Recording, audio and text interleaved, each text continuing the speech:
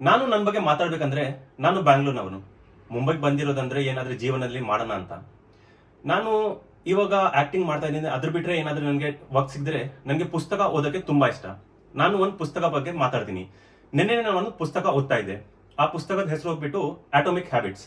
ಅದು ಏನ್ ಮಾತಾಡುತ್ತೆ ಅಂದ್ರೆ, ನೀವು ನಿಮ್ ಜೀವನದಲ್ಲಿ ಹೆಂಗೆ ಚಿಕ್ಕ ಚಿಕ್ಕ ಕೆಲಸ ಮಾಡಿಬಿಟ್ಟು ನಿಮ್ ಜೀವನ ಬದಲಾಯಿಸಬಹುದು ಅಂತ.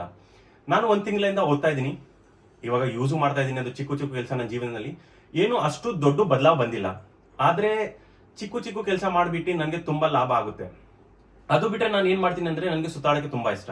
ನಾನು ನಮ್ದು ದೋಸ್ತ್ ಯಾರ ಜೊತೆ ಎಲ್ಲಾದ್ರೂ ಸುತ್ತಾಡಕ್ ಹೋಗ್ಬಿಡ್ತೀನಿ. ಅವರು ದಮ್ ಎಲ್ಲ ಹೊಡಿತಾರೆ, ಆದ್ರೆ ನಾನು ಏನು ದಮ್ ಹೊಡಿಯೋದಿಲ್ಲ.